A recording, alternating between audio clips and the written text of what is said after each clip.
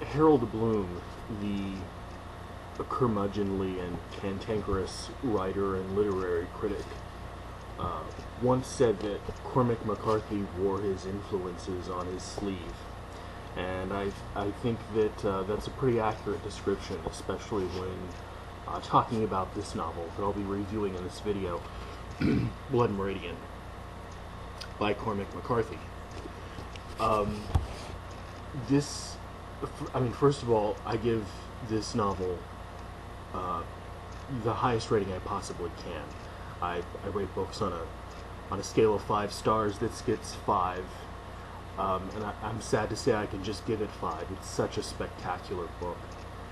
His language has all of that dark brooding of some of my favorite authors, like William Faulkner, and it has that tang of gothic surrealism that you get in writers like Flannery O'Connor. And for me, the real pleasure of this book, which was actually my first novel by Cormac McCarthy, was the language. There are magnificent descriptions of deserts, mountains, animals, and the blindness that we encounter when we forget or even perhaps remember our human moral sense. This isn't in any way a plot-driven novel. Again, it's literary fiction. It's much more about style and language than it is about the actual actions that happen. But the things that actually do happen, some of the actions contained in the novel, are gruesome, to say the least. And I'll get to that in a second. It's just the story of a kid. That's actually his name. His name is the Kid. He's never actually named by his given Christian name, so to speak. Who runs away from home at the tender age of, I believe he's 12, and he travels west to join up with a gang patrolling the border along Texas and Mexico. And patrolling is a bit of a formal word for a group of vagabonds. That's essentially what they are, who've been commissioned to bring back the scalps of Indians. That's what they're there to do. They wander and wander and wander, and they just head west aimlessly, seeking out Indians and scalping them. But it is a fascinating group of characters, including a spiritually lost ex-Catholic priest named Tobin, and another character named Judge Holden, who is a 7-foot-tall, muscular, completely hairless man. Sort of sounds like something out of a science fiction novel, who has some real demonic affinities, although I'm not sure he's actually meant to be the devil himself, as a symbol, or a symbol thereof, as some readers and online reviewers seem to think. But for all his caprice and cruelty, he may just well be one of the most human people in the group. And that's what I kept thinking about as I was reading the novel. Holden sort of just pops up all over the novel.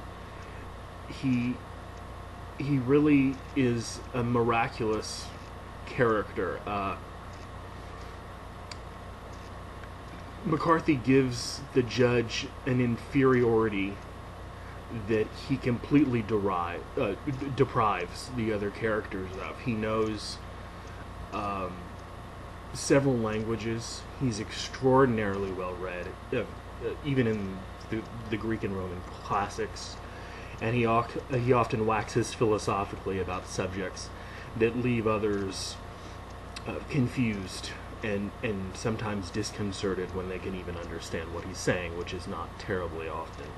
He has a tremendous intelligence and ability to reason, but he often uses these for the ends of violence, deceit, and bloodshed.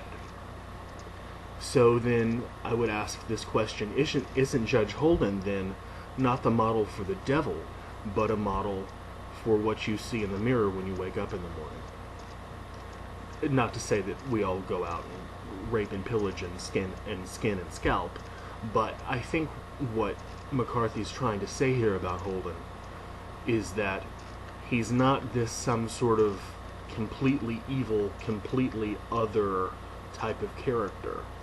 He actually seems so other because he's been written so truly, so humanly, maybe even so humanely, that we can't recognize him in ourselves. And there is this violence which permeates the novel thoroughly and totally, which is at all times difficult to bear. One of the major characters wears a necklace made of desiccated Indian ears. That is, so after scalping the Indians, they also hack off the ears, let them dry in the harsh Mexico-Texas sun, and then sort of chain them onto this necklace. Judge Holden spends one night, for another example of this violence, comforting a young Indian boy to gain his trust, only to be found the next morning scalping that same boy in flagrante delicto. McCarthy's repetitive scenes of shooting and scalping have a peculiar way of becoming, and to even say it feels really eerie, boring. And it's morally and sometimes even aesthetically desensitizing. There's certainly part of I think this is certainly part of McCarthy's purpose. And I suppose complaints about human psychology, though, might fall on deaf ears. A lot of people seem to be sidetracked by all of the violence, but I found it one of the most interesting, if off-putting, things of the novel. Most everything you've likely already heard or read about this novel is true if you haven't heard about it. It is violent, it is bloody, it is full of gore, it's gratuitous, and maybe most painfully of all, it doesn't apologize for being any of these things. Surprisingly, though, many readers seem to want an apology for what Cormac McCarthy has chosen to write about here. And if you read a summary of the novel, just on the back of the book, you will know, at the very least, that you will read about scalping. The details, the gory details of scalping. And it seems to me that you're doing a book a real disservice if you're a reader who can't stand to read about violence like this, but goes on to knock it for precisely that. I think this is sort of like picking up The Complete Angler, the famous fishing book that was written centuries ago, and writing a review of it that says something to the effect of, "This was a great book, but I really don't like fishing, so I'm going to give it a low rating," or I'm going to say I didn't enjoy it that much. If you can't stomach large doses of gratuitous violence, this book simply isn't for you. You won't enjoy it.